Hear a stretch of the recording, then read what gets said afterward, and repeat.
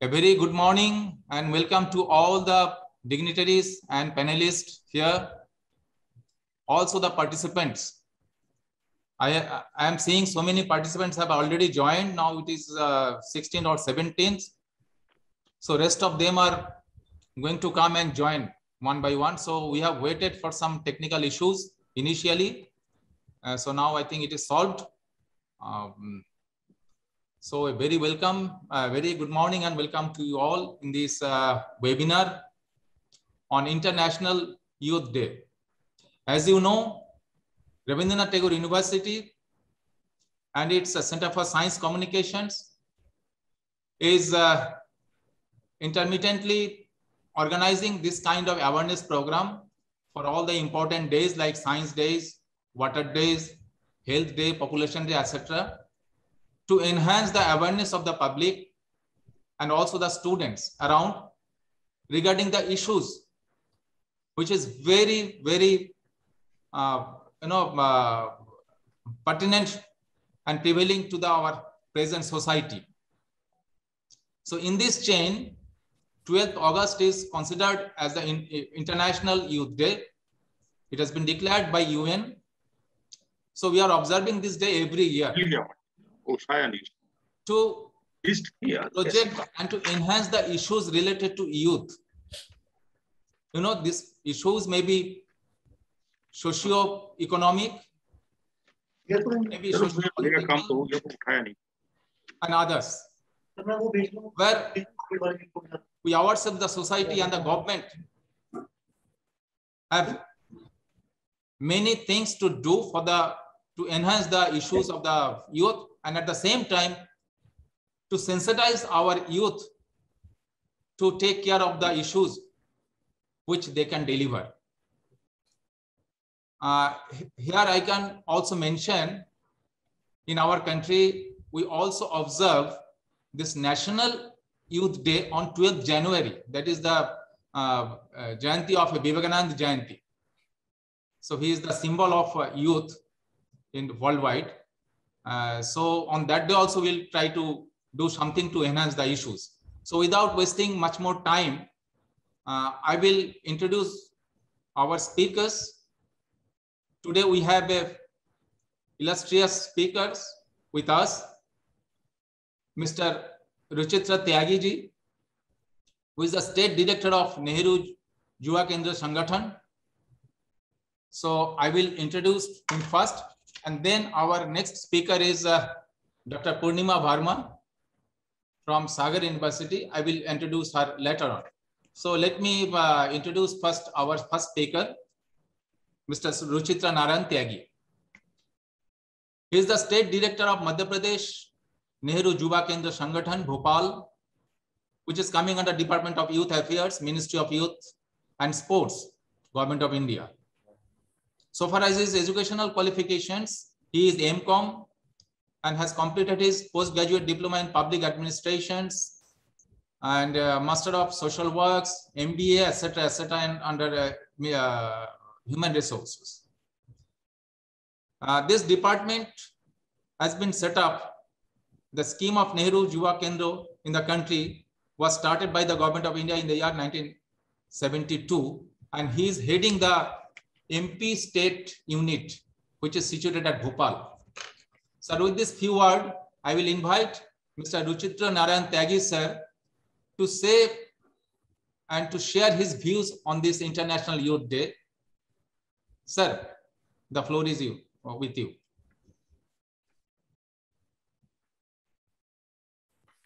Thank you very much प्रबल जी। आज इस अंतर्राष्ट्रीय युवा दिवस के अवसर पर जो वेबिनार आपके द्वारा आयोजित की गई है, उसमें सभी पैनलिस्ट का, सभी स्पीकर्स का, पार्टिसिपेंट्स का बहुत हार्दिक अभिनंदन और स्वागत करता हूं इस अवसर पर।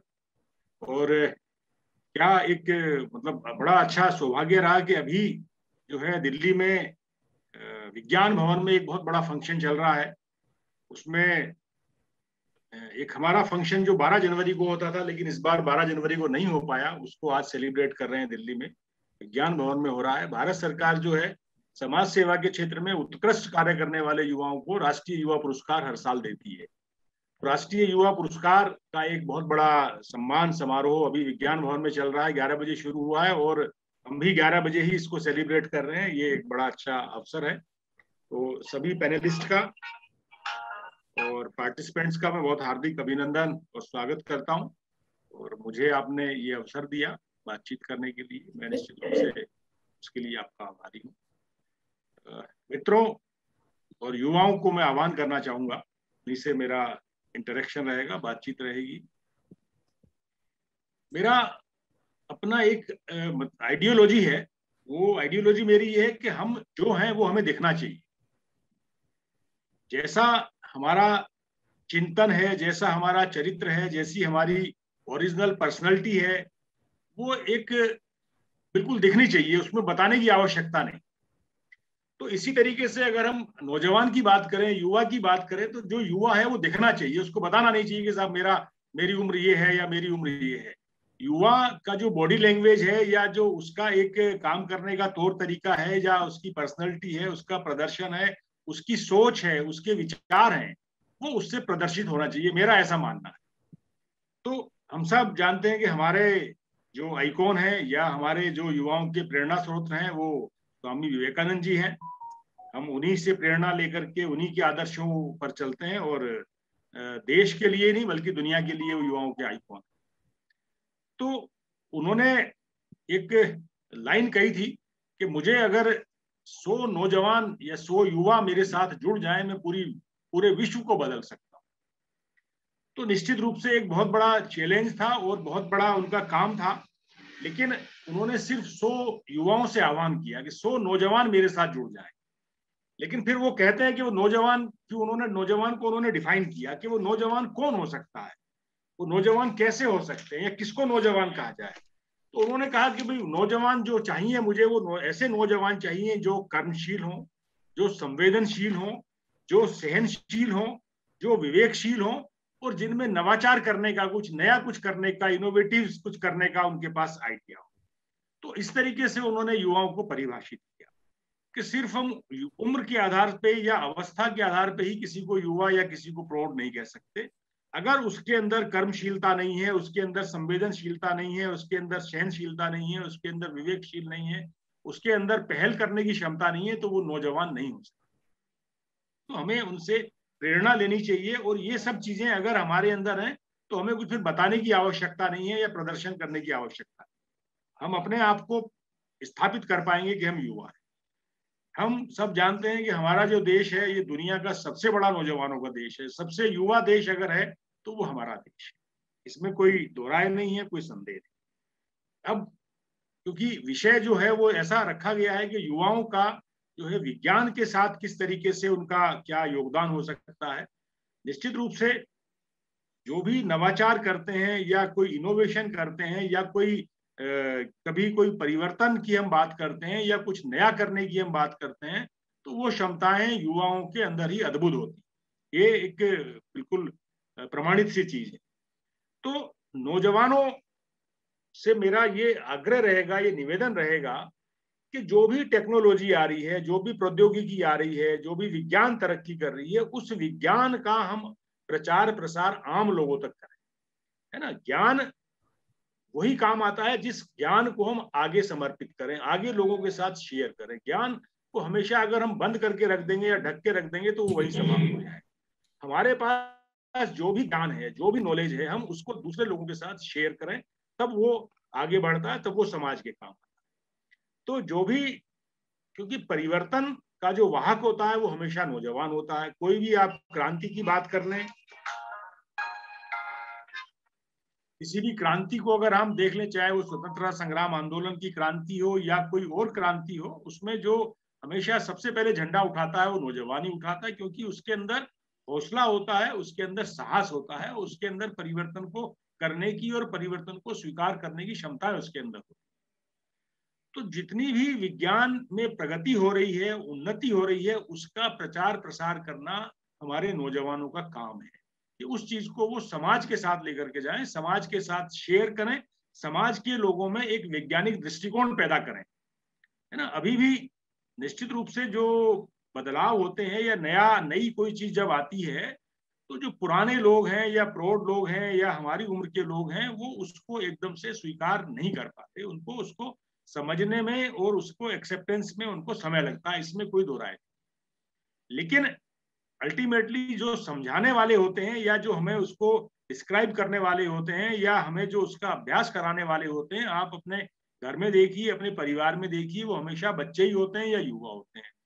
वही हमें किसी नई चीज को करने के लिए प्रोत्साहित करते हैं, प्रेरित करते हैं, करके दिखाते हैं, मोटिवेट करते हैं और हमें उसका अभ्यस्त बनाते हैं, उसका अभ्यास करने का हमें अवसर देते हैं और धीरे धीरे फिर हम उसके अभ्यस्त हो जाते हैं, उस टेक्नोलॉजी को हम अपना लेते हैं। तो नौजवानों से मेरा यही आग्रह रहेगा कि आज भी आजादी के इतने वर्षों के बाद भी, 75 वर्ष के बाद भी और इतनी सब चीजें होने के बाद भी, इतने इंस्टीट्यूशंस, लिटरेसी का जो रेट है वो भी बहुत अच्छा हो गया है, उन सब के बावजूद भी अभी भी समाज में बहुत कुछ करने की आवश्यकता है। बहुत रूढ़िवादिता समाज में है, बहुत पुरानी सोच समाज में है। तो मेरा कहना कभी भी ये नहीं होता कि हम सब परंपराओं को बदल दें या हम अपनी संस्कृति को बदल दें, बिल्कुल नहीं। उसमें जो गलत चीजें हैं, उसमें जो भ्रांतियां हैं, उनको हम समाप्त करें और लोगों के सामने एक साइंटिफिक तरीके से उनको रखें कि भाई ये ऐसा नहीं, ऐसा है। और अगर कोई चली भी आ रही है परंपरा तो उसको भी बताएं कि ये परंपरा, उसका साइंटिफिक रीजन ये है, इस तरीके इसलिए इसको हमें अडॉप्ट करना चाहिए, इसलिए हमें इसको छोड़ देना चाहिए। तो उनसे मेरा, नौजवानों से, युवाओं से मेरा आह्वान रहेगा कि वो अपने परिवार में, अपने समाज में, अपने मोहल्ले में, गांव में, जहां तक उनकी रीच है, लोगों को प्रेरित करें कि वो नई टेक्नोलॉजी को अपनाएं, नई नई चीजें जो आ रही हैं उनको अपनाने का प्रयास करें, उनको प्रैक्टिस कराएं, उनको अभ्यस्त बनाएं, उनको जो है सपोर्ट करें, उनके लिए फैसिलिटेटर का काम करें, है ना। आज भी आप देखेंगे गांव में कि किसी ने सांप ने काट लिया तो सबसे पहले वो ढूंढते हैं कि भाई कोई सपेरा मिल जाए, कोई साधु मिल जाए, उससे उसको झड़वा लें। किसी को टाइफाइड हो गया तो उसके बारे में ढूंढते हैं, कोई साहब वहां मंदिर में ले जाएं, ये झाड़ फूंक कर दें, ये कर दें। तो इनसे जो है बहुत मतलब असामयिक मृत्यु भी समाज में काफी कई बार होती है। तो कहने का तात्पर्य है कि लोगों के अंदर हमें वैज्ञानिक दृष्टिकोण को पैदा करना चाहिए, वैज्ञानिक सोच पैदा करनी चाहिए और उनके सामने उसको प्रमाण के साथ हम उसको रखने का प्रयास करें, है ना। निश्चित रूप से कोई भी चीज जब तक वो समाज उसको एक्सेप्ट नहीं करता तब तक उसको जो है एक तरीके से मान्यता नहीं मिलती। तो जितने भी युवा साथी मेरे साथ अभी जुड़े हुए हैं, इसमें सुन रहे हैं, उन सब से मेरा ये आग्रह रहेगा, मेरा निवेदन रहेगा कि वो टेक्नोलॉजी का प्रचार प्रसार के वाहक बने, लोगों को एज ए फैसिलिटेटर का काम करें, लोगों को बताएं, प्रोत्साहित करें, है ना, कि भाई आप ये जो है इन चीजों को अपनाइए, इनसे हमारा जो जीवन है उसमें सहजता आएगी, सरलता आएगी, कंफर्ट जोन में हम आएंगे। इन चीजों का हमें बहुत ज्यादा से ज्यादा प्रचार प्रसार करें, लेकिन जो भी करें वो बिल्कुल तथ्यों के साथ करें। विज्ञान कोई लफाजी वाली चीज नहीं है, विज्ञान तथ्यों पर प्रमाणित चीज है। जो भी चीज हम किसी के सामने प्रस्तुत करें वो बिल्कुल तर्क के साथ और प्रामाणिकता के साथ हम उसको प्रस्तुत करें। ये हमारी जिम्मेदारी देश के नौजवानों की होनी चाहिए, है ना। मैं अपनी बात को समाप्त करूंगा और मेरे से अगर कुछ पूछना चाहें तो उसके लिए स्वागत है।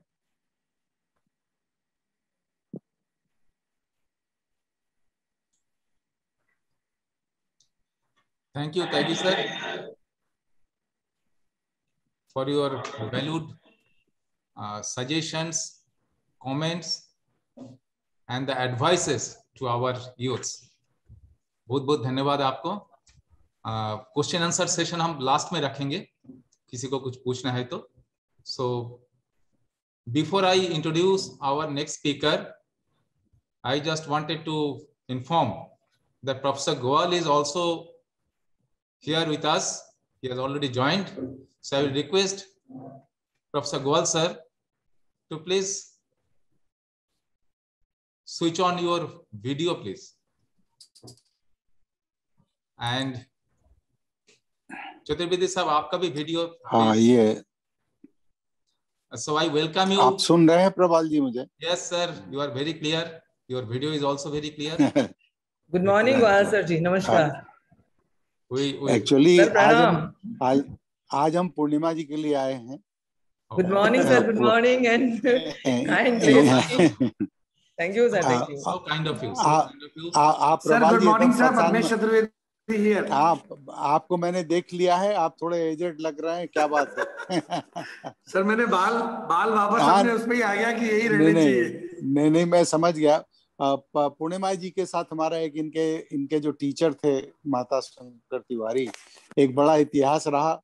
और आज भी मैं, हालांकि सब चेहरा सफेद मेरा है, लेकिन मैं यूथ ही हूँ। त्यागी जी को बताइएगा आप, I am 27 year old. Just उल्टा कर दीजिएगा तो मेरी उम्र होगी 72 ईयर ओल्ड।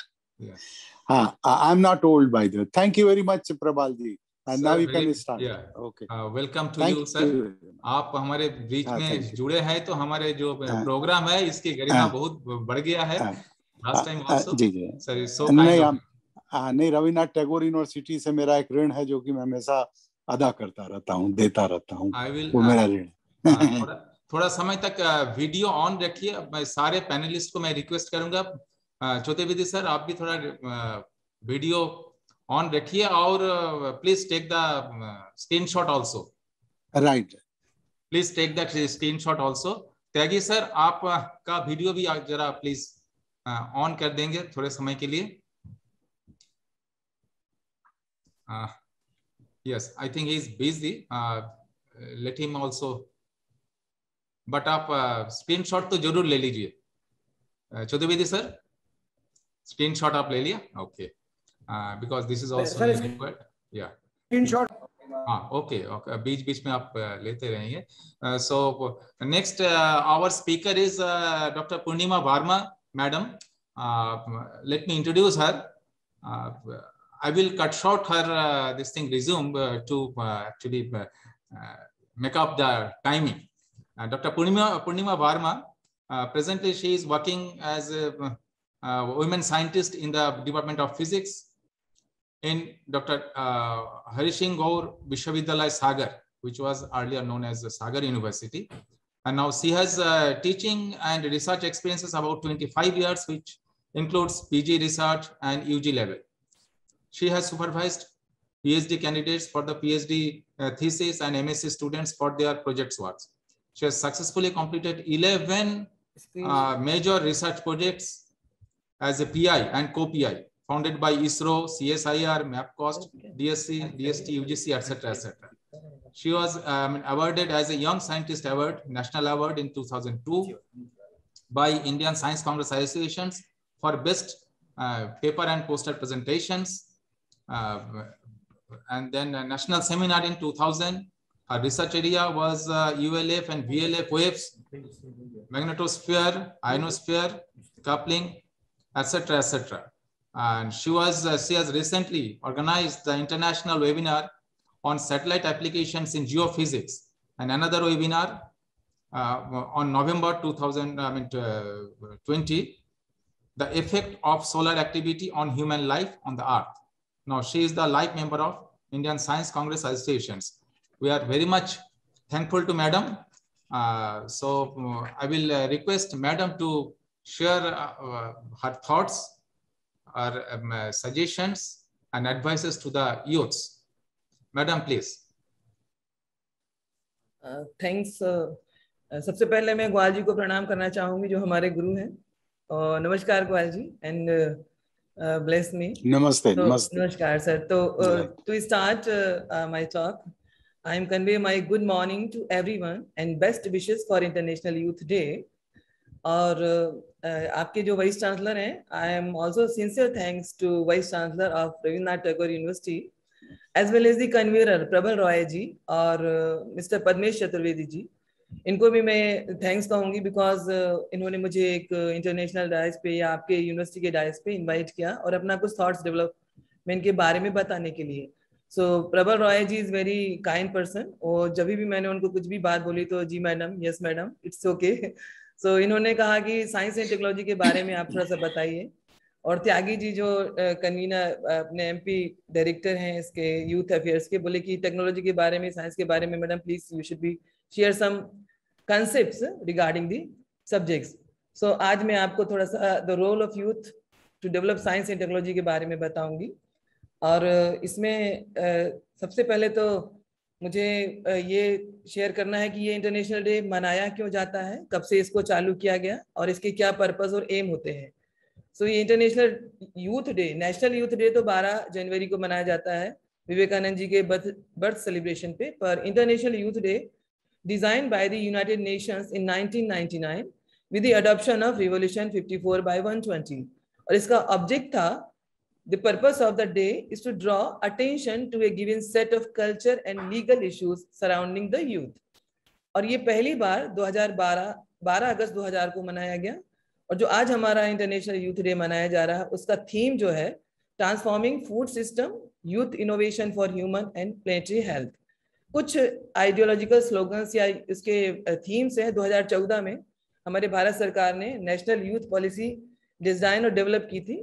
तो 2014 में इसका स्लोगन था यूथ एंड मेडिकल हेल्थ, 2015 में था यूथ एंड सिविल एंगेजमेंट, 2016 में था द रोड टू 2030, 2017 में था यूथ बिल्डिंग पीस, 18 में था सेफ स्पेस फॉर यूथ, 19 में था transforming education to make education inclusive and accessible for all of youth, 20 में था youth engagement for global action. तो ये कुछ आपके इंटरनेशनल यूथ डे के बारे में एक सम ग्लिम्पिंग्स और इंफॉर्मेशन।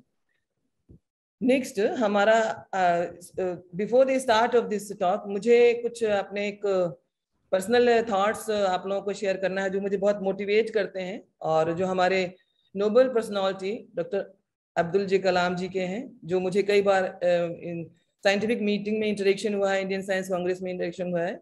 हम लोगों ने इसरो प्रोजेक्ट सरवाइव किए हैं डिपार्टमेंट में, तो हम लोग हैदराबाद बेंगलोर अक्सर मिलते थे। तो उनका जो एक थॉट है, उनके कई थॉट हैं बहुत सारे, पर मुझे कुछ 2-3 थॉट्स बहुत ही प्रोवोक करते हैं। पहला है winner are not those who never fail but those who never quit. ये जो थॉट्स हैं। सेकंड है dreams is not what you see in sleep is the thing which doesn't let you sleep. ये thoughts आज भी बड़े प्रासंगिक हैं और अप्रोप्रिएट एट द टाइम। इनको हमारे नोबेल विनर जो अभी इंडिया का ओलंपिक में अच्छा प्रदर्शन किए उन्होंने अप्रूव किया है। तो हमारी जो मीराबाई चानू उन्होंने अपने लाइफ को बहुत स्ट्रगल करने के बाद भी क्विट नहीं किया और अपने स्ट्रगल को सिल्वर में बदला। इसी तरह हमारे जो गोल्ड मेडलिस्ट विनर हैं, pride of the India, Neeraj Chopra ji कहते हैं जब सफलता की ख्वाहिश आपको सोने ना दे, जब मेहनत के अलावा और कुछ अच्छा ना लगे और जब लगातार काम करने के बाद भी थकावट ना हो, तो आप समझिए कि आप अपने गोल की ओर बढ़ रहे हैं। तो इस टाइप के थॉट्स जो नोबल थॉट्स होते हैं वो हर समय प्रासंगिक होते हैं, यूजफुल होते हैं। और यूथ जो हमारे हैं उनको ये चीज थिंक एंड थॉट एक्टिविटी में लाना चाहिए और सोचना चाहिए।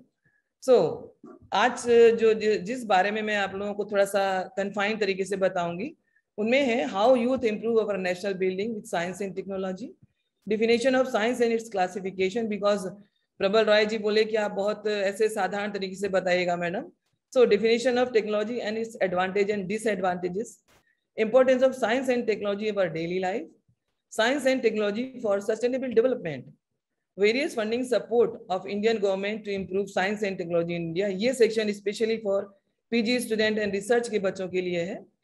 और कुछ glimpses of Indian youth with their innovations, और हमारे जो इंडियन यूथ है उन्होंने पृथ्वी से लेकर आकाश तक जो हमारे भारत का तिरंगा फहराया है उनके बारे में भी थोड़ा सा डिस्कस करेंगे। And president award winner youth icon of Indian 2017-18।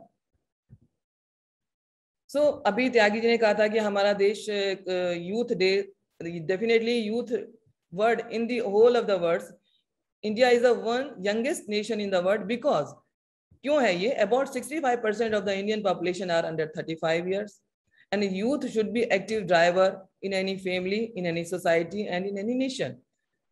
In 2014 the government of India introduced the national youth policy जिसका विजन था to empower youth of the country to achieve their full potential.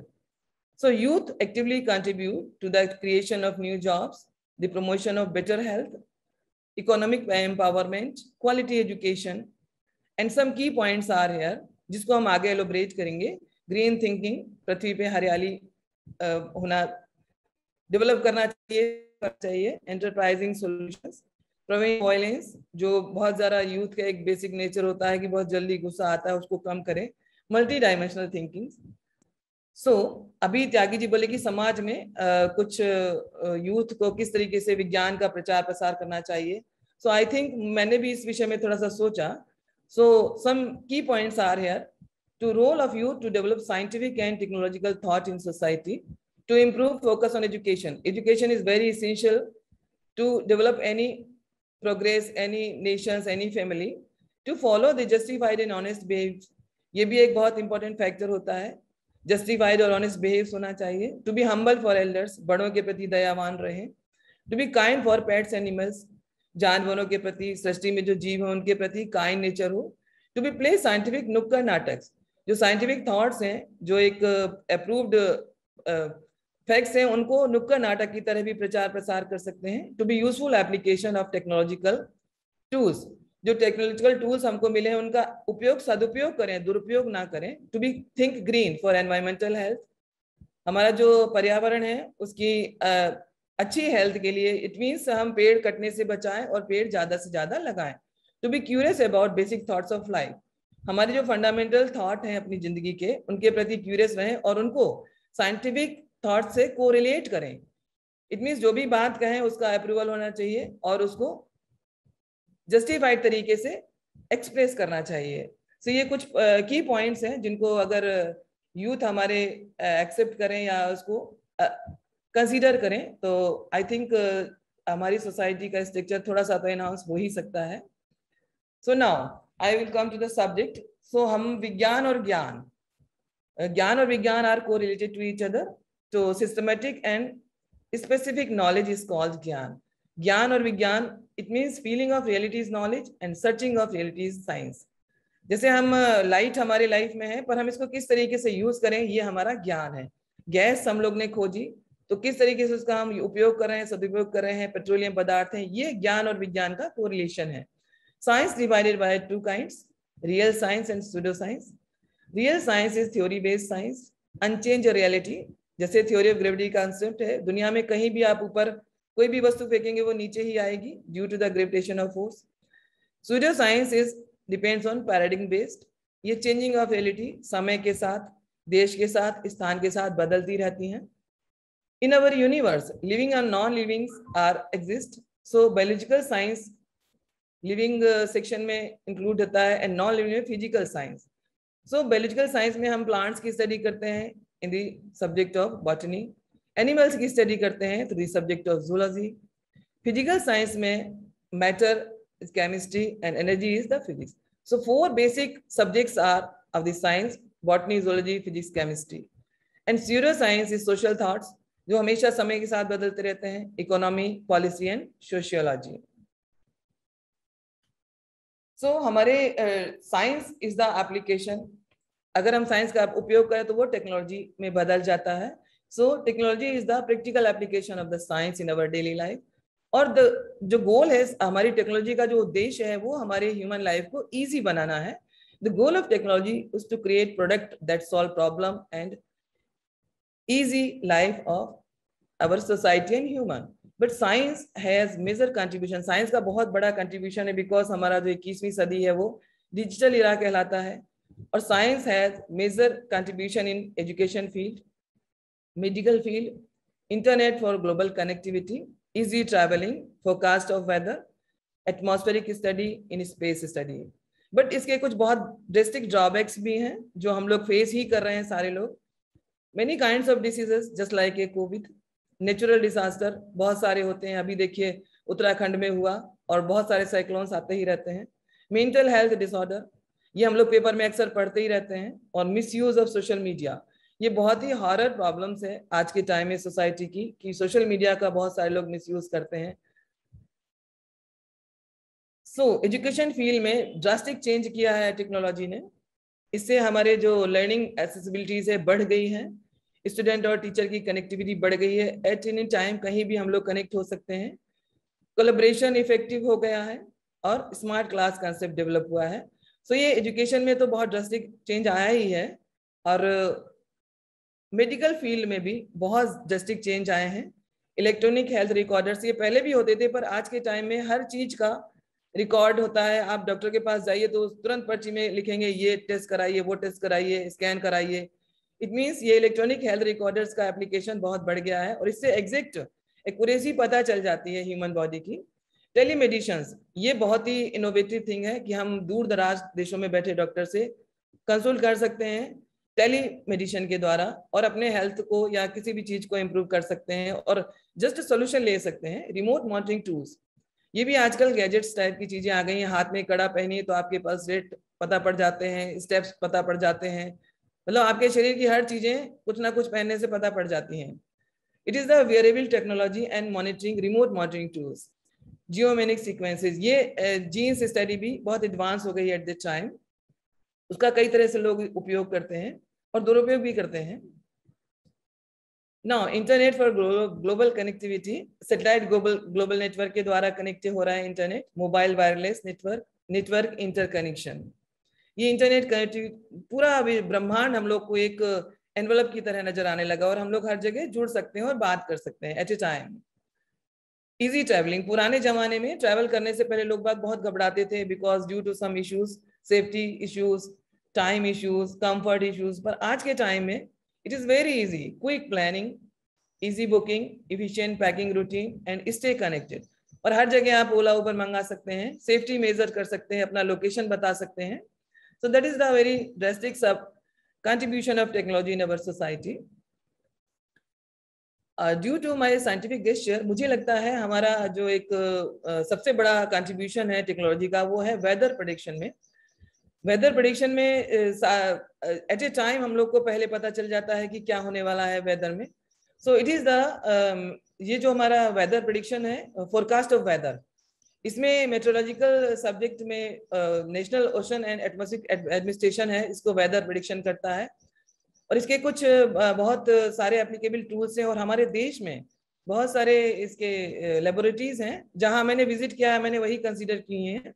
National atmospheric research laboratory Gadanki में है, तिरुपति में, Vikram Sarabhai space centre Kerala, Aryabhatta research institute of observatory science ARIES Nainital, PRL Ahmedabad. तो इनमें हमारे जो forecast weather system है और लेबोरेटरीज है specially for the prediction of forecast. ये कुछ एप्लीकेबल टूल्स हैं जो फोरकास्ट को तुरंत ही बताते हैं। डॉपलर राडार है, रेडियोस, इनके बारे में थोड़ा थोड़ा मैं आपको बताऊंगी, बहुत डिटेल में तो टाइम नहीं है। Doppler radar, radiosonde, weather satellite, MST radar और कंप्यूटर बेस्ड इंस्ट्रूमेंट। हम लोग अपने पृथ्वी के वायुमंडल को जो फील करते हैं, पृथ्वी का वायुमंडल होता है जो कई किलोमीटर तक हमारे पृथ्वी को घेरे रहता है और इसमें एक गैसीय आवरण होते हैं। तो ये जो पृथ्वी का वायुमंडल मनुष्यों के लिए बहुत आवश्यक है, यदि ये नहीं रहे तो हमारे पृथ्वी पे जीवन संभव नहीं है। और अंतरिक्ष से देखने से ये एक तरह की नीली लेयर दिखती है, ये पृथ्वी का वायुमंडल कहलाता है। यहाँ पर हमारा लिविंग पॉसिबल है और बहुत सारी घटनाएं होती हैं, जैसे इंद्रधनुष बनता है, बिजली चमकती है और आई थिंक ऑरोरा वगैरह भी इसी एरिया में बनते हैं। यहाँ से ये कई रीजन होते हैं, troposphere, stratosphere, mesosphere, ionosphere, exosphere. तो यहाँ से MST राडार यहाँ तक हम लोग का डिटेक्शन होता है। इसके बाद अंतरिक्ष में जाने लगती है डिस्टेंस और बहुत सारे चेंजेस होते हैं according two particles and materials. पहला डॉपलर राडार, ये एक तरह का डिटेक्टर होता है और ये प्रेसिपिटेशन, कई तरह के प्रेसिपिटेशंस डिटेक्ट करता है, रोटेशन बताता है थंडरस्टॉर्म्स का और विंड्स का, सारा क्या चीजें कैसे चल रही हैं ये सारी चीजें बताते हैं। And next is the satellite data. ये बहुत इस समय जो सबसे ज्यादा हमारा weather prediction accurate pinpoint पता पड़ता है वो होता है सैटेलाइट डाटा से। हमारे इंडिया के सैटेलाइट डाटा 3 तरह के हैं, polar orbiting satellites, Jio stationery satellites, deep space satellites. Satellites is a artificial body placed in orbit around the Earth or Moon or another planets in order to collect information for communication. तो इसके द्वारा हम लोग सारा data collect करके exercise करते हैं through the instrument. Radiosonde are our primary source of upper layer और ये दिन में 2 बार प्रेडिक्शन देता है अपना और ह्यूमिडिटी बताता है, टेम्परेचर बताता है, विंड स्पीड बताता है, विंड डायरेक्शन बताता है। Another is automated surface observatory system. इसे ऑटोमेटिकली विंड का अब 12 times in an hour, 1 घंटे में 12 बार टेक्सचर बताता है। नेक्स्ट है MST राडार। ये एक मेसोस्फीयर, स्ट्रेटोस्फीयर, ट्रोपोस्फीयर राडार होता है और इसका एडवांसमेंट इंस्ट्रूमेंट है। ये कई तरीके से इंफॉर्मेशन प्रोवाइड करता है और एस्टिमेट करता है atmospheric parameters with very high resolution on A continuous basis. और ये एक बहुत इंपॉर्टेंट रिसर्च टूल है investigating of prevailing winds, waves, turbulence, atmospheric stability and other things, mesospheres। यहाँ पे मैंने कई बार विजिट किया है रिगार्डिंग अवर प्रोजेक्ट्स वर्क। सुपर कंप्यूटर का काम है सारी इंफॉर्मेशन को एक्सरसाइज करना और कई मॉडल में कैलकुलेट करना और उसके बाद advance weather information processing system को देता है, जो हमारे टीवी पे डायरेक्ट हमको सारी वेदर की रिपोर्ट देते हैं कि अब ऐसा होने वाला है, वैसा होने वाला है। So whether information is very drastic support of technology in our society at the time, but कुछ टेक्नोलॉजी के सोशल मिसयूज भी होते हैं, जिसमें आजकल social media is very horror eight the time, क्योंकि ये बहुत सारे ऐसे काम हो रहे हैं सोशल मीडिया के द्वारा जो हम लोगों को बहुत, इवन कई बार तो बहुत लाइफ स्पॉइल हो रही है, बीमार हो रहे हैं, सेक्सुअल हैरेसमेंट हो रहा है, क्रिमिनल ऑफेंस हो रहे हैं, मिसकंडक्ट होता है, वायलेशन ऑफ स्टूडेंट बढ़ रहा है, चाइल्ड पोर्नोग्राफी हो रही है, प्राइवेसी लॉस हो रहा है, टाइम डिप्लेक्शन हो रहा है। कुछ ऐसे गेम्स होते हैं इंटरनेट पे जो बच्चे लगातार खेलते ही रहते हैं, उन्हें समय का ज्ञान ही नहीं होता है, खाना ना पीना कुछ सब छोड़ के गेम में लगे हैं।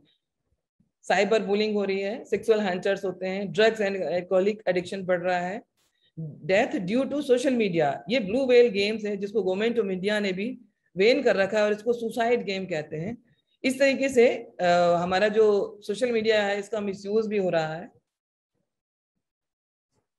टेक्नोलॉजिकल डिजास्टर भी हो रहे हैं, जैसे हम लोगों ने पेड़ काट दिए, जंगल काट दिए, स्ट्रक्चर डेवलप कर लिए, तो उससे बहुत सारे ब्रिज कोलैप्स हो रहे हैं, ऐसे रेन हो रही है, माइंस कोलैप्स हो रहे हैं, और बहुत बड़ा जो गैस ट्रेजेडी हुआ था आपका भोपाल का, वो भी हमारी ही लापरवाही की वजह से हुआ था। तो ये सब टेक्नोलॉजी के डिसएडवांटेजेस हैं।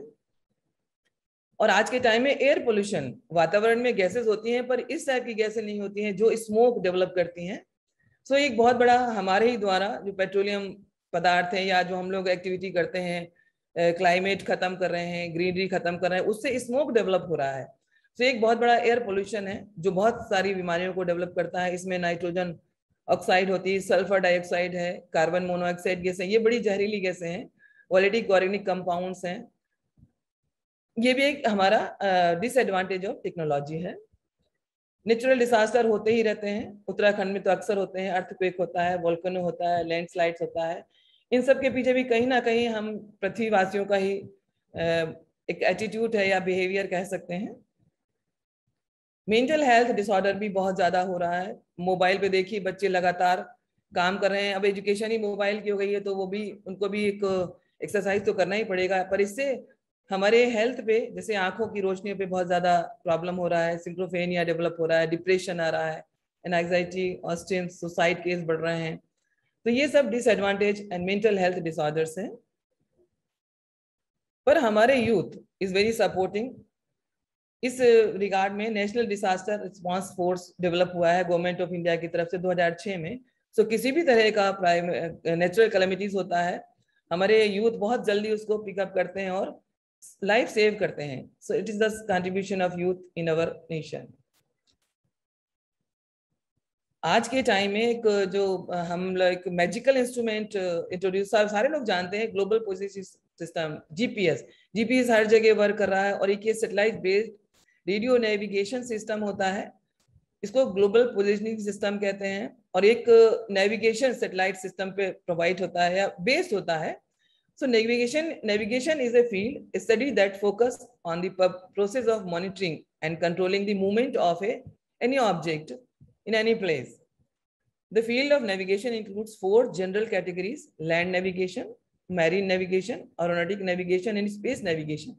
So it is a very magical and drastic supportive techniques at the time, जहां से हम लोग कहीं भी बैठे हो पूरे ऑल ओवर वर्ल्ड में हम लोग कनेक्टिविटी बना पा रहे हैं due to the global positioning system. ये एक्चुअली होता क्या है, ये बहुत बड़ा सब्जेक्ट है, बहुत बड़ा टॉपिक है, बट कुछ कन्फाइंड वे में मैं आपको इसके बारे में थोड़ा बहुत कुछ बताना चाहूंगी।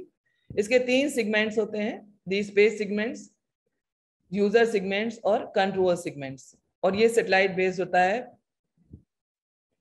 ये कार्टून देखिए, यहाँ पर रिसीवर हमारे हाथ में होता है, सैटेलाइट के द्वारा सिग्नल्स आते हैं, ग्राउंड स्टेशन होता है। GPS रिसीवर्स इस रिसीव करता है radio waves to determine positional coordinates. The radio waves are emitted by a orbiting satellites which function as a reference system for GPS। इसमें रेडियो वेव्स वर्क करती हैं। Each satellite transmit a regular GPS signal that is carried by radio waves in the microwave part of the electromagnetic spectrum. Each GPS satellite continuously broadcasts a navigation message at 50 bits per second on the microwave carrier frequency approximate 1600 megahertz। और ये एक electromagnetic spectrum है जो waves की category radio waves, microwaves, सारी कहाँ कहाँ उपस्थित होती हैं और किस तरीके से ये एग्जिस्ट करती हैं इन नेचर, ये कार्टून के द्वारा दिखाया है मैंने। और एक इलेक्ट्रोमैग्नेटिक स्पेक्ट्रम होता है जो हमारे साइंटिफिक तरीके का वेव स्पेक्ट्रम है, इसकी हम लोग स्टडी करते हैं। अलग अलग रेंज की वेव्स हैं, अलग अलग उनका एप्लीकेशन है। और इस तरह से earth is surrounded by the navigation satellites. ये नेविगेशन सैटेलाइट अर्थ के चारों तरफ होते हैं, यही हमें सिग्नल्स भेजते हैं इन GPS। इस टेक्नोलॉजी को, जो हमारे साइंस एंड टेक्नोलॉजी को, इसको हम लोग सस्टेन कैसे कर सकते हैं in our society. Some points are here, some effective elements हम इसको बता सकते हैं। ग्लोबलाइजेशन पोजीशन पे, मतलब अंतरराष्ट्रीय स्तर पे, पहला, building capacity for sustainable development by new research, new education institute, self reliance, global connectivity, investing in training the next generation. हम अपने नेक्स्ट जनरेशन को क्या बता रहे हैं? By the education in mathematics, industries, health, agriculture, civil infrastructure, researchers and technical workforce, ensuring access to information by more readably, accessibly and convenient to all users globally network, strengthening the scientific basis of decision making by better technique for presenting the findings, shared vocabulary and dialects। ये कमी हमारे India में है कि हमारे जो policy makers और researchers बात नहीं करते आपस में। विदेशों में जो होते हैं, मिलेनियर्स होते हैं, वो साइंटिस्ट होते हैं और वो सारे अपने जो पॉलिसी मेकर्स होते हैं गवर्नमेंट में अपना व्यू कन्वे करते हैं, जिससे हमारा देश स्ट्रेंथन होता है। पर इंडिया में ऐसा नहीं है। तो ये होना चाहिए जो हमारी साइंस एंड टेक्नोलॉजी को सस्टेन करे और बढ़ाए। Informing the public by investment in informal education, ये भी एक बहुत बड़ा एक इंपॉर्टेंट पॉइंट है। Informal education it means school education नहीं, क्षेत्रीय भाषा में यदि हम लोग क्षेत्रीय व्यक्तियों को कुछ बताएं या सिखाएं वैज्ञानिक तरीके से, तो वो बहुत जल्दी फैलता है और एनवायरमेंट को अवेयर करता है और सोसाइटी को एनहांस करता है, स्ट्रेंथन करता है। Now this section is specially for MSc students. जो MSc के बच्चे या PhD के बच्चे गवर्नमेंट ऑफ इंडिया से फंड सपोर्ट लेकर हायर एजुकेशन, रिसर्च और PhD प्रोग्राम में जाना चाहते हैं, उनको गवर्नमेंट ऑफ इंडिया बहुत सारे फंड्स इशू करता है। पर आपको लेने का एक गेस्चर होना चाहिए और एक कंटिन्यूटी होना चाहिए, लगन होनी चाहिए। यहाँ पर कुछ फंडिंग एजेंसीज हैं जिनको मैंने एक्सरसाइज किया है और टेक्निकली भी हैं, तो वो मैं आपको थोड़ा सा इंट्रोडक्टरी आइडिया बताऊंगी।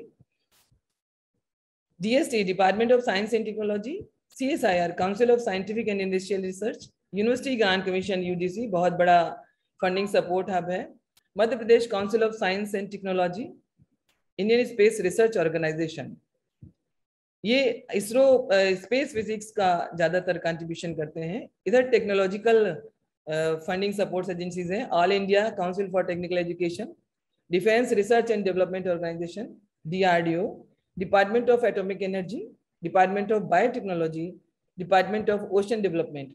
ये department of ocean development coastal area के इंस्ट्रूमेंट मतलब जो भी इंस्टीट्यूट्स वगैरह होते हैं उनको फंड सपोर्ट करते हैं और साइंस डेवलप करते हैं समुद्र विज्ञान की। First is department of science and technology, विज्ञान के क्षेत्र में ये 7 तरह की फेलोशिप देता है। अभी तो और भी एडवर्टाइज हो गई हैं, ये सब इंडिया की फेलोशिप ही मैं आपको बता रही हूँ। Women scientist ABC, fast track, major projects, minor projects, inspire for UG and PG students. इसका ये वेब एड्रेस है। यहाँ पे आप जब भी वेबसाइट पे जाएंगे, दिल्ली में इसका नेहरू न्यू मेहरू रोड में इसका ऑफिस है। तो इसके 3 वुमेन साइंटिस्ट के फेलोशिप है, fast track for man and women, minor projects, major projects. Details आ रहे हैं, जैसे वुमेन साइंटिस्ट A है जो अनएम्प्लॉयमेंट और कैरियर ब्रेक वुमेन्स के लिए स्पेशली फॉर 3 इयर्स है। B और C MSc जब बच्चे करते हैं उसके बाद ट्राई कर सकते हैं। Fast track man and women PhD के बाद। और ये फेलोशिप टाइम टू टाइम बदलती रहती है। मेजर और माइनर प्रोजेक्ट टीचर लिखते हैं, उनकी क्वालिफिकेशन पीएचडी होती है, एज लिमिट नहीं होता है, और बजट पीआई रिक्वायर करते हैं, और टाइम ड्यूरेशन भी according to justified concept. Inspire project, inspire जो स्कीम है वो यूजी पीजी स्टूडेंट्स के लिए है, बहुत कम है पर मिलती है, इसको वेबसाइट के द्वारा ही एक्सरसाइज किया जाता है। CSIR, CSIR 3 तरह के रिसर्च एक्सरसाइज करता है, जैसे research associate, scientist pool, fast track scheme, और इसका भी दिल्ली में ही ऑफिस है। इसका वेबसाइट है www.csir.rec.in। इसको यदि आप एक्सरसाइज करेंगे तो इसमें बहुत सारी चीजें, आपको सारी चीजें पता। आजकल तो पेपर वर्क कम हो गया तो सारी चीजें ऑनलाइन ही हो रही हैं। Senior research associate, man for women, senior research associate, इसको साइंटिस्ट पूल भी कहते हैं। इसके सारे गेस्टर्स टाइम के साथ बदल जाते हैं, पर पीएचडी और क्वालिटी रिसर्च, इसमें क्वालिटी रिसर्च बहुत एसेंशियल है। जब हायर एजुकेशन की तरफ आप जाते हैं तो fast track scheme for man and women, इसका नेशनल न्यूज़पेपर में एडवर्टाइज होता है। एज लिमिट 35 है, अब शायद बदल गई है। पीएचडी क्वालिफिकेशन होता है और फेलोशिप भी बदल जाती है, पर time duration is not extended. 3 साल, 2 साल, 1 साल, 5 साल के लिए होते हैं ये। यूजीसी एक बहुत बड़ा एजुकेशन हब है जो बहुत सारे फंड सपोर्ट करता है स्टूडेंट्स को, टीचर्स को, माइनॉरिटी को। तो इसमें रिसर्च एसोसिएट है पहले, senior research associate, fast track, Kothari fellowship, major projects, minor projects, post doctor fellowship, PhD के बाद होती है ये, post doctor fellowship for women, specially for women candidate, minority fellowship for PhD students. इसमें तो बहुत सारी फेलोशिप हमारे बच्चे स्टूडेंट्स लाए हैं डिपार्टमेंट में। माइनॉरिटी फेलोशिप तो पीएचडी के ड्यूरेशन में मिलती है, जो SC ST OBC और माइनॉरिटी कैटेगरी के बच्चे हैं उनको पीएचडी करने के लिए मिलती है 25,000 अनदर फेलोशिप जो बढ़ती रहती है। तो ये सारी फेलोशिप यदि आप एक्सरसाइज करें तो बहुत आसानी से मिल जाती है, पर आपको कंटिन्यूटी मेंटेन करना पड़ती है, क्वालिटी वर्क देना पड़ता है, सिंसियरिटी, रेगुलरिटी मेंटेन करना पड़ती है। रिसर्च एसोसिएट, यूजीसी का रिसर्च एसोसिएट दोनों के लिए है, मैन फॉर वुमेन, SRA भी man for women, track fast track भी man for women, Kothari fellowship भी मैन फॉर वुमेन, पर स्पेशल फेलोशिप इसकी है महिलाओं के लिए, post doctor fellowship for women. उसका गेस्टर भी अनएम्प्लॉयड है, पर इसका साल 5 साल के लिए देते हैं ये लोग। मेजर प्रोजेक्ट्स और माइनर प्रोजेक्ट्स पीआई को ही लिखना होता है। पीएचडी क्वालिफिकेशन है, टाइम लिमिट नहीं, एज लिमिट नहीं होती है इसमें, टाइम ड्यूरेशन है अकॉर्डिंग टू पीआई, और इसमें funds required by the pi होता है। पोस्ट डॉक्टर फेलोशिप ये विज्ञापित होती है, पेपरों में आती है और वेबसाइट पे भी आती है, तो आप देख सकते हैं इसको। Madhya Pradesh council of science and technology, ये आपके मध्य प्रदेश भोपाल में नेहरू नगर में इसका कार्यालय है। यहाँ पे भी मैंने कई बार विजिट किया है। शुरू का मेरा प्रोजेक्ट मेपकोस का ही था। ये मेजर प्रोजेक्ट्स और माइनर प्रोजेक्ट्स देते हैं। शॉर्ट टर्म फंड आजकल सपोर्ट स्कीम चालू कर दी है इन्होंने।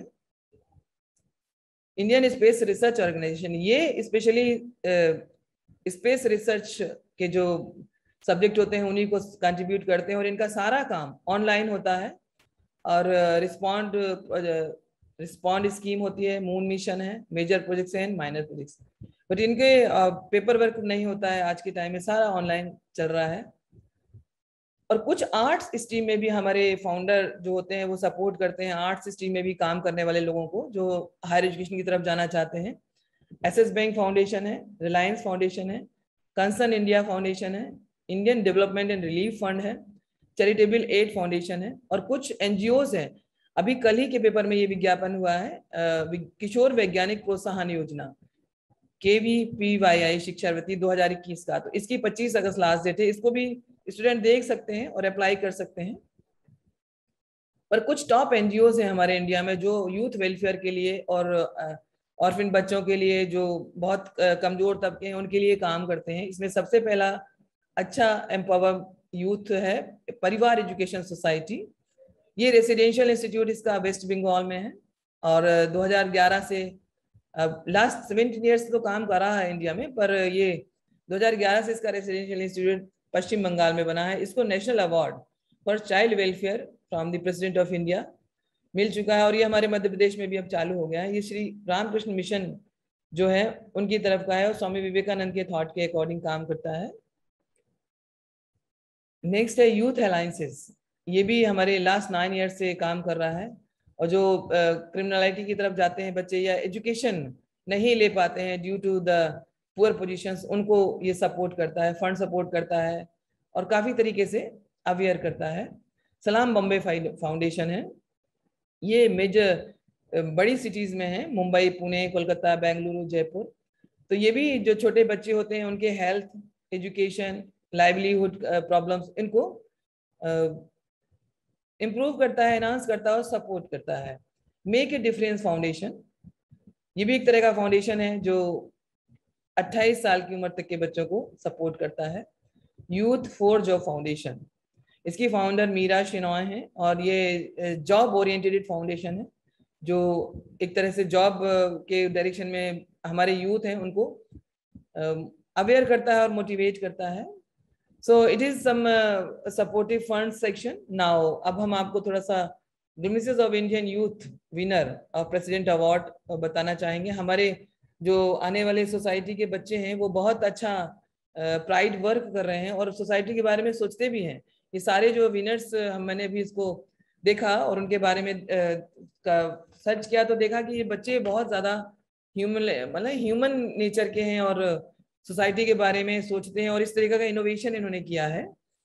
सबसे पहले हमारे हीरो आनंद टागार क्लास 11th के स्टूडेंट हैं, अरुणाचल प्रदेश के रहने वाले हैं और इन्होंने एक blind pair of goggles develop किया है जो ब्लाइंड लोगों को प्रकृति या वातावरण का आभास कराता है। रफेद शाहरुख हैं, 18 ईयर ओल्ड स्टूडेंट हैं, तमिलनाडु के हैं। इन्होंने बहुत छोटा स्मॉलेस्ट सैटेलाइट डिजाइन किया है जो एक 64 ग्राम का करीब है और जो इसको नासा ने इसको 2017 में लॉन्च करा है स्पेस में। हमारे नेक्स्ट हीरो हैं आकाश मनोज, ये 10th क्लास के स्टूडेंट हैं, तमिलनाडु के रहने वाले हैं। इनके दादाजी की death due to the silent heart attack हुई थी तो उन्होंने इसको थोड़ा सा कंसिडर किया और इस पे काम किया और स्किन पैच डेवलप, एक तरह का instrument, silent heart attack instrument develop किया। सो बच्चे अपने घर से ही देखते हैं कि क्या समस्याएं हैं और विज्ञान हमेशा समस्याओं को सॉल्व करने के लिए होता है, तो ये हमारे हीरो यही कर रहे हैं। शुभम बनर्जी हैं, 13 साल के बच्चे हैं, Indian origin boy, launched a company to develop low cost machine to print Braille. Akrit Jaiswal from Nurpur, Himachal Pradesh के रहने वाले हैं। इतनी छोटी उम्र में इन्होंने सर्जरी की 7 ईयर्स ओल्ड में, तो इनको नेशनल अवार्ड मिला। अंगद दरियानी हैं, 3D प्रिंटर बहुत महंगे होते थे और सस्टेनेबल नहीं होते थे तो इन्होंने उसको उस पर काम करके इसको डेवलप किया है। हमारी साथिनी पिंगाली महिला है, इनको लेक वुमेन भी कहा जाता है, बेंगलुरु की रहने वाली हैं और इन्होंने लेक को साफ करने वाला ऐप डेवलप किया है। स्पेशल अवार्ड इनको दिया गवर्नमेंट ऑफ इंडिया की तरफ से। और हमारे 8 ईयर ओल्ड मंडेश मेहता जी हैं जो एक मुंबई के रहने वाले, उन्होंने एक गेम क्रिएट किया है, let there be light. Siddharth Mandala, 17 years old from Telangana, इन्होंने एक ऐसा सेंसर वाला शूज, इलेक्ट्रो शूज डेवलप किया है जो खतरे के समय अलर्ट करता है और इसमें 0.1 एम्पियर की इलेक्ट्रिसिटी पे वर्क करता है। नेक्स्ट हमारे हीरो हैं 17 ईयर ओल्ड माधव लवकारे, दिल्ली के रहने वाले हैं। इन्होंने भी ग्लास डेवलप किए हैं जो डेफ बहरे लोगों को सुनाई देते हैं। रम्या जोसे, इन्होंने एक तरह का लो कॉस्ट वॉशिंग कम एक्सरसाइज मशीन डेवलप करी है। लड़कियों को घरेलू कामों से थोड़ा सा प्रॉब्लम्स होता है तो उनका जो इन्वेंशन गया टुवर्ड्स दी होम एक्सरसाइज, है ना, तो इन्होंने बहुत अच्छी एक pedal power washing machine develop कर दी और नेशनल अवार्ड जीता। जय कुमार जी हैं, 13 ईयर ओल्ड बॉय हैं जो इन्होंने एक लो कॉस्ट, ये शिवा काशी के रहने वाले हैं। शिवा काशी हमारे देश में बहुत सारे फटाके की इंडस्ट्रीज है, फायर एक्सटिंग्विश के लिए जानी जाती है, तो इन्होंने वहाँ की समस्याओं को देखते हुए एक फायर एक्सटिंग्विशर बना दिया और उसको फैक्ट्री वर्कर्स को लाइफ सिक्योर सेव करने के लिए एप्लीकेबल है।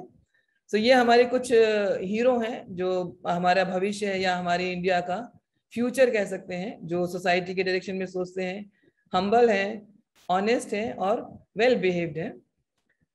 नाउ अब हम आपको कुछ young achiever of Indian in various fields around the world और धरती से लेके आकाश तक जो हमारा तिरंगा फहराया है हमारे यूथ ने, उनके बारे में थोड़ा सा कुछ डिस्कस करेंगे। 1-2 स्लाइड्स हैं। सबसे पहले हमारे young achiever of India in science और in space science, Rakesh Sharma ji पहली बार गए थे, उन्होंने कहा था सारे जहां से अच्छा हिंदुस्तान हमारा। Kalpana Chawla ji 1997, Sunita William ji 2006, Rajachari ji 2020 and Sirisha Bandla July 2021। और हमारे national pride at the time most successful Olympic for Indian Tokyo, पहले हमारे नीरज चोपड़ा जी हैं gold medallist, Mirabai Chanu ji silver medallist, Ravi Kumar ji silver medallist, PV Sindhu ji bronze medal. Indian men's hockey team बहुत सालों बाद ब्रॉन्ज मेडल अचीव किया है, बजरंग पूनिया जी ब्रॉन्ज मेडल, लोवीना ब्रंगाना ब्रॉन्ज मेडल। हमारे देश में अभी तक 10 मेडल आए हैं गोल्ड मेडल, उसमें 8 तो हॉकी के हैं और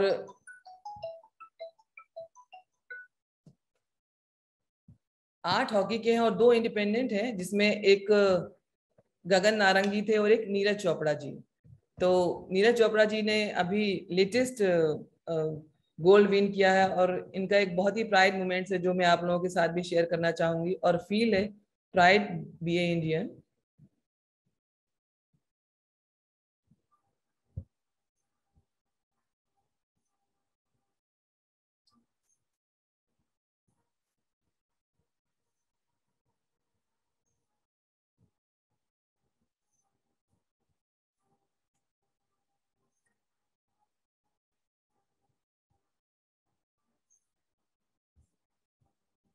क्या चल रही है।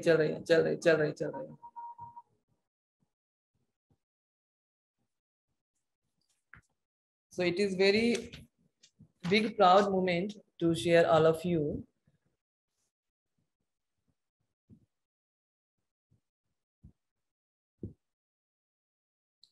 So at last but not the least, I think youth को, जो हमारे यूथ आइकॉन है अपने इंडिया के स्वामी विवेकानंद जी, उनके कुछ थॉट्स हैं जो मुझे हमेशा प्रोवोक करते हैं। मेरी आदत है कुछ आइकॉन्स को पढ़ने के लिए हमेशा, तो उनका एक थॉट है, never think yourself weak. आप अपने आप को कभी कमजोर ना समझें और मेक द कंटिन्यूटी, उठो जागो और तब तक नहीं रुको जब तक तुम अपना लक्ष्य प्राप्त ना कर लो। सो इन्हीं शब्दों के साथ मैं अपना प्रेजेंटेशन स्टॉप करना चाहती हूँ। But at the last, finally, I too much thankful to my beloved इस लास्ट प्रेजेंटेशन के ड्यूरेशन में मुझे कई लोगों को धन्यवाद कहना तो बनता ही बनता है।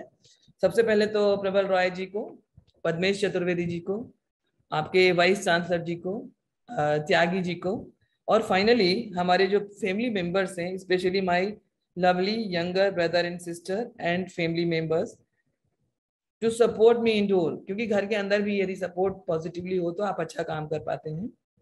सो विवेकानंद जी का कहना है कि never think yourself weak, आप अपने आप को कभी कमजोर ना समझें और उठो जागो और तब तक नहीं रुको जब तक तुम अपना लक्ष्य प्राप्त नहीं कर लो।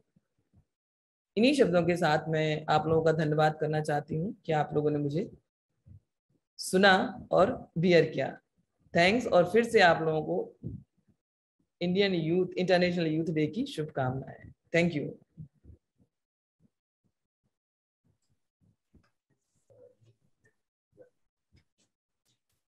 बहुत बहुत धन्यवाद पूर्णिमा मैडम। यस यस, आप इतना अच्छा से और इतने कम समय में इंडियन यूथ डे का बारे में हमारे यूथ को आपने इंस्पायर किया है। और ड्यूरिंग योर एंटायर लेक्चर मैं ऑब्जर्व कर रहा था और सुन रहा था कि you have touched almost every fields, specially the science and technology, जो कि आपका टाइटल ही था कि role of science and technology for development of the youth. And बहुत ही अच्छा तरीके से आपने ये दोनों एरियाज को, जैसे अपना एसएनटी साइंस एंड टेक्नोलॉजी और अपना यूथ देश के डेवलपमेंट्स के लिए अपने दोनों को अच्छे से जुड़ा है, ताकि यही अपना मेन उद्देश्य था। ये तो हर साल हम यूथ डे मनाएंगे, लेकिन हर साल हमारे यूथ क्या कर सकते हैं आगे जाके और क्या करना चाहिए, और एट द लास्ट आपने सारे यूथ को इनकरेज करने के लिए उनका जो अचीवमेंट्स, उनका जो उपलब्धियां वो आपने बताई है। तो नेचुरली द कमिंग यूथ्स वो सब देख कर सुन कर definitely they will also be encouraged. बहुत ही अच्छा रहा। तो किसी का कुछ क्वेश्चंस है तो आप जरूर इसमें क्वेश्चन आंसर फील्ड पूछ में सकते हैं, पूछ सकते हैं, डाल सकते हैं। बिल्कुल बिल्कुल, वेलकम।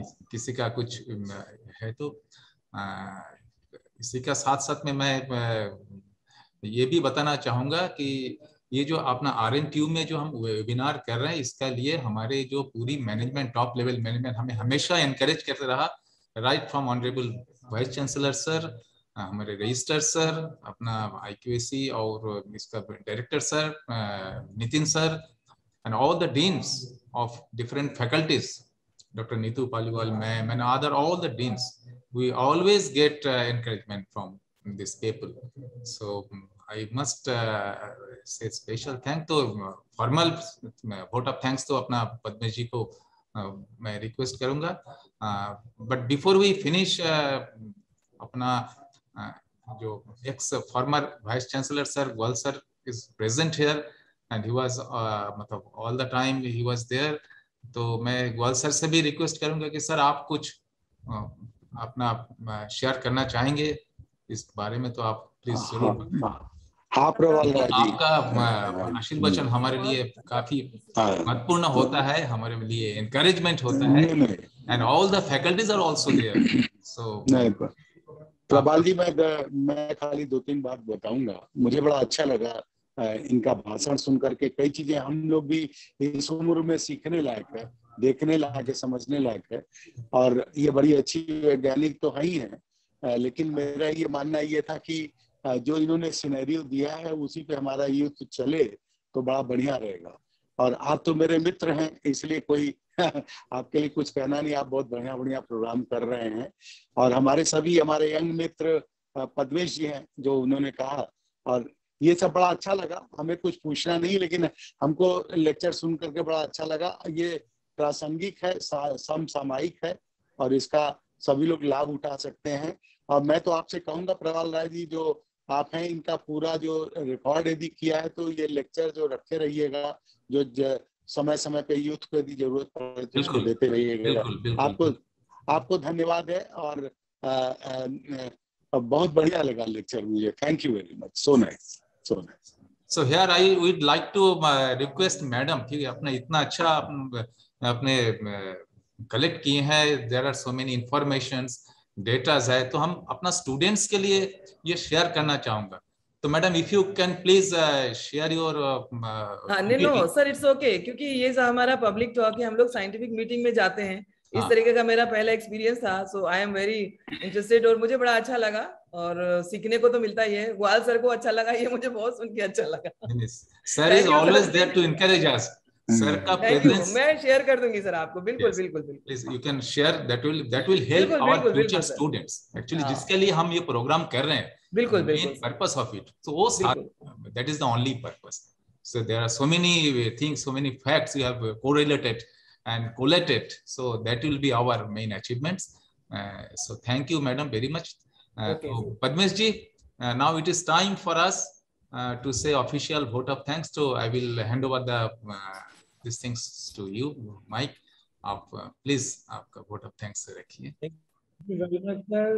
सबसे बड़ी बात कि ग्वाल सर ने मुझको ज्वाइन करते हुए देखा है सन 18 में, और वो ये भी जानते हैं कि मैं किस फील्ड का हूँ. लेकिन मुझे आज इतना प्राउड और ऑनर फील हो रहा हूँ कि ग्वाल सर के सामने मुझे वोट ऑफ थैंक्स देने का या कुछ कहने का मौका मिल रहा है. तो मैं अपने गेस्ट डॉक्टर पूर्णिमा और डॉक्टर रुचित्रा नारायण त्यागी सर को तो मैं स्वागत कर ही रहा हूँ, लेकिन मैं ग्वाल सर का सबसे पहले स्वागत इसलिए करूंगा कि इस व्यक्ति के बारे में मैं जब ज्वाइन किया था तब मुझे पता चला था सर के बारे में कि he is the only scientist in centre India, और हमारी यूनिवर्सिटी का ये सौभाग्य था कि सर थे जिन्होंने नॉर्थ पोल में काम किया हुआ है. ये मुझे नॉर्थ पोल का बाद जब पता चला कि डॉक्टर ग्वाल ने वहां काम किया हुआ है, तो कई बार मेरा मन हुआ कि मैं ओपन फोरम में ये बात बोलूं, लेकिन वो मौका मिल नहीं पाया. और तब तक सर का कार्यकाल भी समाप्त हो गया, तो सर चले गए. तो हम लोगों को बड़ा अफसोस रहा कि सर की ये जो उपलब्धियां थी उसको हम किसी ओपन फोरम पे बोल पाए. और भी शायद सर के और अचीवमेंट है, पर सर ने कभी अपने बारे में इतना बताया नहीं. तो सर को आपने जब शामिल किया तो मुझे बहुत बड़ा ही प्राउड फील हुआ कि आज सर को इतने दिनों बाद मैंने देखा और सुना. और सर हमेशा मोटिवेट करते हैं, यू नो इट. यहाँ पे भी उन्होंने, क्योंकि उनकी जो प्रोफाइल है बेसिकली वो वाइस चांसलर से ऊपर की है। ही इज बेसिकली वैज्ञानिक साइंटिस्ट। डॉक्टर पूर्णिमा मैम ज्यादा अच्छा जानती हैं। तो ग्वाल सर आप हमारे साथ ऐसे जुड़े रहिए और हम लोग को आशीर्वाद आपका। लगता ही नहीं है कि आप हमारी यूनिवर्सिटी से गए, ऐसा लगता है आप हमेशा हमारे साथ हैं। नहीं, मैं आपके साथ हूँ। खाली एक चीज जोड़ लीजिएगा, मैं साउथ पोल में भी रहा हूँ। अरे हाँ, नॉर्थ और साउथ, साउथ पोल में एंटार्क्टिका दोनों जगह काम करने का। Actually, sir, Padmesh ji, let me tell you, when I was in Regional Science Center, sir कई बार हमारे रिक्वेस्ट रखे हैं और हमारे यहाँ पे बीच में आके स्टूडेंट्स के लिए, सारे पब्लिक के लिए, कॉमन पब्लिक के लिए मैंने लेक्चर भी कई दफा अरेंज किया था। सर ने आके उनका पर्सनल एक्सपीरियंस शेयर किया। So we used to call him as a polar man of India actually. तो सर ने अपने तो पोलर मैन जो है हमारे सामने है, तो he has shared his all, he's shared his all thoughts regarding Antarctica and all this things. Thank you sir for joining us, and formal vote of thanks. I just want to give my thanks to Mr. Ruchit Narayan Tyagi। and सबसे बड़ी बात कि वो 5 minute के लिए भी आए, लेकिन आए प्रबल साय के कहने पर। और आज जो उन्होंने बातें बताई कि आज ही के दिन 11 बजे विज्ञान प्रसार भवन में भी कार्यक्रम चल रहा है, वो भी यूथ के लिए चल रहा है। और सबसे बड़ी बात उन्होंने जो बताया कि आज की साइंस और आज की टेक्नोलॉजी का जो सबसे बड़ा इस्तेमाल यूथ से किया जा सकता है वो है उसका एडवर्टाइजमेंट, उसका प्रचार यूथ कर सकता है। And he was absolutely right, क्योंकि हमारी कंट्री आज की दुनिया की सबसे यंग कंट्री है। ऑनरेबल प्राइम मिनिस्टर ने भी ये बात बार बार कही है, और कई लोगों से मेरा इंटरेक्शन हुआ, उन लोगों ने बोला है कि आज का जो ये प्राइम मिनिस्टर और उनकी टीम है ये बहुत यूथ के लिए काम कर रही है। और आज जो हम लोग कहते हैं ना कि 135 करोड़ 120 करोड़, उसमें से 120 लोग ओलंपिक में गए और मेडल लेके आए। मैं कहता हूँ आने वाले टाइम में ये संख्या बढ़ेगी।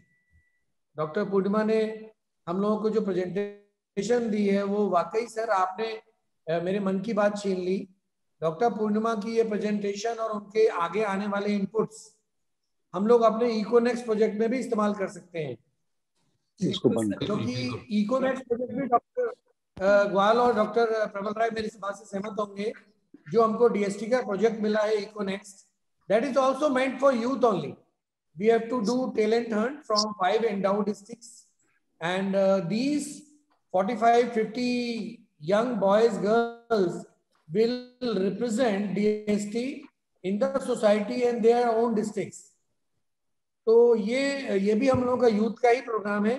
सो डॉक्टर पूर्णिमा आपकी प्रेजेंटेशन देख रहा था, मेरा कहीं ध्यान नहीं जा रहा था, और इतनी खूबसूरत प्रेजेंटेशन और इतनी डिटेल्ड प्रेजेंटेशन, और धीरे धीरे करके आपकी प्रेजेंटेशन जब खत्म हुई तो ऐसा लग रहा था जैसे अब ये शुरू होने वाली है, क्योंकि आपने ओलंपिक के यूथ और ओलंपिक के मेडल्स विजेताओं के ऊपर उसको खत्म किया। So thank you very much ma'am, आपका ये इनपुट हम सबके लिए बहुत काम आएगा। और इससे ज्यादा मैं और वोट ऑफ थैंक्स में ज्यादा समय नहीं लेना चाहता हूं, बट आप सभी रेस्पेक्टेड गेस्ट, वाल सर, आप सभी का बहुत बहुत धन्यवाद मुझको इसके लिए बोलने के लिए कि मैं वोट ऑफ थैंक्स बोलूंगा। Thank you all. Thank you Padmesh ji for supporting the Thank you sir. program. Goodbye. Okay. Thank you. Namaskar. Thank you very much. Namaskar. Thank you.